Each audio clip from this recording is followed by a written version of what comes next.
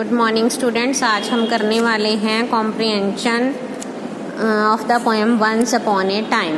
Once upon a time they use to laugh with their hearts. तो ये हमारा stanza है, but now they only laugh with their teeth while their eyes block cold eyes search behind my shadow. तो इस stanza में poet अपने बेटे को कह रहा है कि पुराने ज़माने में लोग दिल से हंसते थे, दिल से खुश होते थे, लेकिन आज लोग आर्टिफिशियल हंसी हंसते हैं। तो अब इसके क्वेश्चंस हैं, how did the people laugh in olden days, how do they laugh now. तो इसका आंसर क्या है, in olden days people laughed sincerely and naturally, but now they laugh only artificially. Name the poem and its poet. इस poem का नाम once upon a time and poet का नाम है Gabriel Okara. Explain they laugh with their teeth. इस line का मतलब क्या है, दे लाफ विद देयर टीथ। तो ये लाइन शो करती है कि their laughter is artificial, there is no feeling of joy in their laughter. यानी कि आज वो आर्टिफिशियल हंसी हंसते हैं, इस हंसी में किसी तरह की भी खुशी नहीं होती। How do their eyes look now. आपकी आंखें, उनकी आंखें कैसी दिखाई देती हैं, their eyes look cold and feelingless. उनकी आंखें कोल्ड और फीलिंगलेस, मतलब जैसे बर्फ जैसी ठंडी और जिनमें कोई भावना नहीं होती, इस तरह की दिखाई देती हैं। नेक्स्ट स्टेंजा है, there was a time indeed they use to shake hands with their hearts. तो इस स्टेंजा में पोएट ने बताया है, अपने बेटे को कह रहा है पोएट कि कोई टाइम ऐसा था कि जब लोग दिल से किसी से मिलते थे, दिल से हाथ मिलाते थे, लेकिन आज ऐसा नहीं है, आज सब कुछ खत्म हो गया है। तो पोएट क्या कह रहा है, what is gone according to the poet. तो according to the poet the genuineness and sincerity of the people is gone. आज के लोगों में जेन्युइननेस और यानी कि रियलिटी नहीं है, और वो सिंसियर नहीं है रिश्तों के प्रति। तो ये सारी चीज़ें ख़त्म हो चुकी हैं।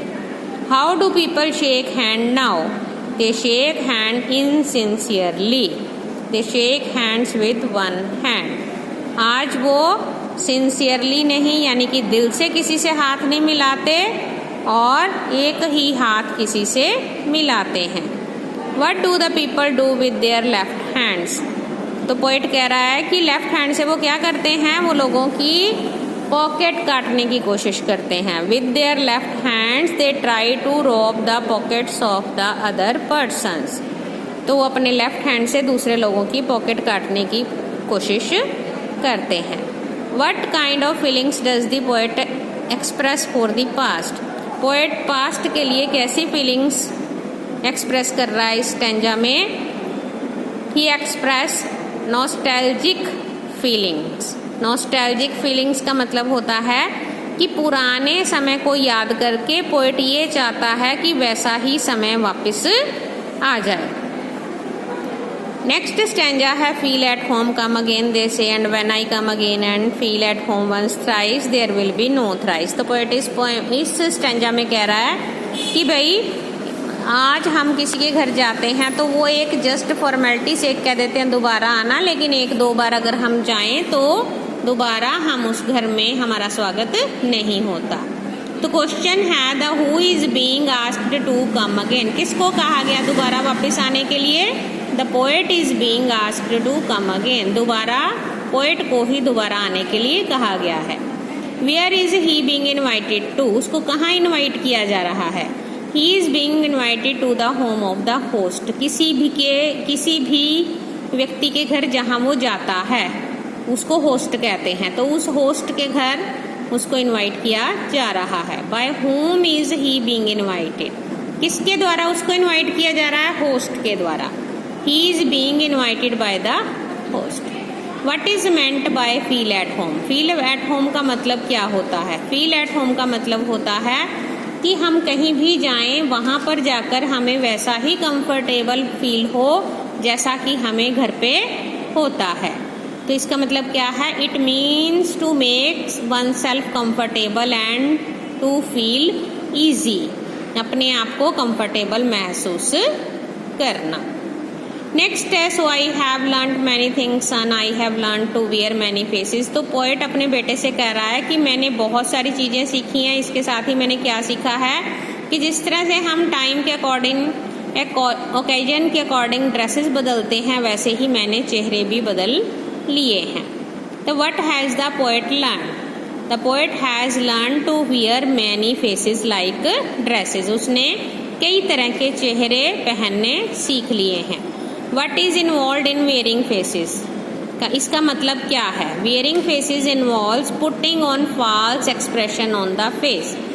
Faces wearing का मतलब क्या है? चेहरे पहनने का मतलब है अपने चेहरे पर false expressions, मतलब झूठे भाव जो एक्चुअल में हमारे दिल में नहीं है, वो झूठे भाव हम अपने चेहरे पर दिखाते हैं। What is a portrait smile? Portrait smile क्या होती है? पोर्ट्रेट यानी कि किसी भी पिक्चर में, तस्वीर में जो स्माइल होती है वो आर्टिफिशियल होती है और फिक्स्ड होती है। What is a cocktail face? Cocktail face होता है कि जब हम कॉकटेल पार्टी में जाते हैं उस टाइम पर हमारा फेस जैसा दिखाई देता है, इसको कॉकटेल फेस कहते हैं।